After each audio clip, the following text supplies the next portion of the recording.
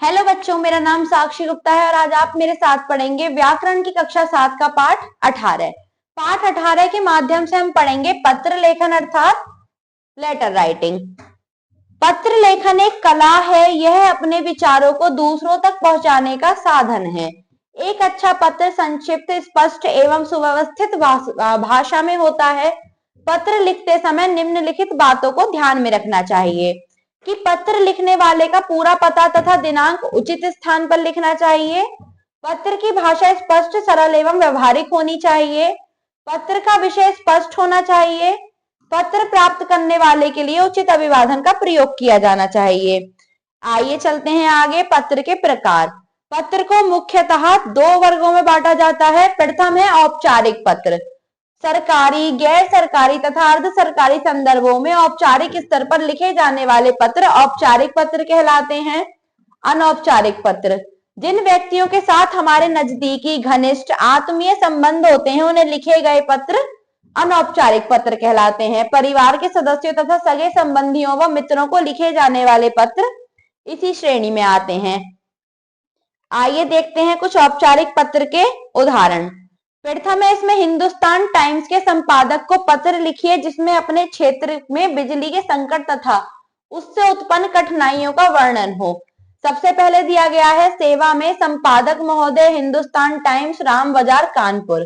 फिर है विषय बिजली संकट तथा उससे उत्पन्न कठिनाइयों के संदर्भ में। मान्यवर, मैं आपके लोकप्रिय समाचार पत्र के माध्यम से एनडीपीएल के अधिकारियों का ध्यान नारायण विहार क्षेत्र में बिजली की अपर्याप्त सप्लाई के कारण उत्पन्न कठिनाई की ओर आकर्षित कराना चाहता हूं। वैसे तो मार्च अप्रैल के दिनों में दिल्ली की जनता को बिजली का संकट सहना पड़ता है, परंतु इस बार फरवरी के मध्य से ही नारायण विहार क्षेत्र के निवासी बिजली के संकट से अत्यधिक प्रभावित हुए हैं। यहाँ कई कई घंटों तक बिजली की कटौती की जा रही है। फरवरी मार्च के महीने विद्यार्थियों के लिए अत्यंत महत्वपूर्ण होते हैं। इन्हीं दिनों में परीक्षाएं होती हैं जिनके परिणाम पर विद्यार्थियों का भविष्य निर्भर करता है। बिजली के ना होने के कारण विद्यार्थियों को विशेष रूप से अधिक कठिनाई हो रही है। आपके समाचार पत्र के माध्यम से मेरा एनडीपीएल के अधिकारियों से निवेदन है कि वे इस क्षेत्र के निवासियों की समस्या का शीघ्र समाधान करने का प्रयत्न करें। उम्मीद है कि आप मेरे पत्र को उचित स्थान पर प्रकाशित करने की कृपया करेंगे। धन्यवाद सहित भवदीय राहुल, राम बाजार, कानपुर। दिनांक 8/3 या जो भी दिनांक, जिस दिनांक को आप पत्र लिख रहे हैं आप इसमें उस दिनांक को लिख देंगे। आइए चलते हैं अगले पत्र पर।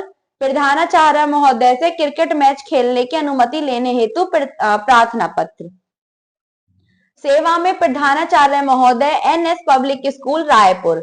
विषय है क्रिकेट मैच खेलने हेतु प्रार्थना पत्र। माननीय महोदय, सविनय निवेदन यह है कि हमारे विद्यालय की क्रिकेट टीम सेंट मेरी स्कूल के साथ मित्रता पूर्वक मैच खेलना चाहती है। हमने उनसे इस मैच के विषय में बातचीत की थी। उन्होंने हमें अपनी ओर से आगामी रविवार को मैच खेलने हेतु स्वीकृति दे दी है। आशा है आप हमारा उत्साहवर्धन करते हुए इस मैच हेतु अनुमति प्रदान करेंगे।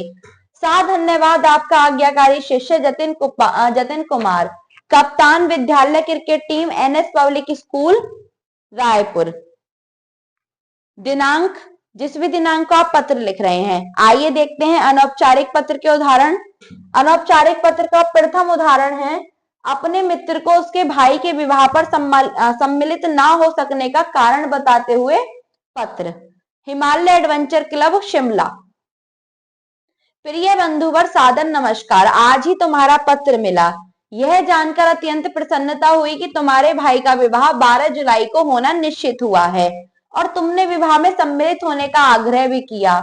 मेरी भी यह हार्दिक इच्छा थी कि मैं तुम्हारे भाई के विवाह में अवश्य सम्मिलित हूँ, लेकिन उसी दिन मेरे मामा जी की भी शादी है जिसमें मेरा सम्मिलित होना अत्यंत आवश्यक है, जिसके कारण मैं तुम्हारे भाई के विवाह में सम्मिलित नहीं हो सकूंगा।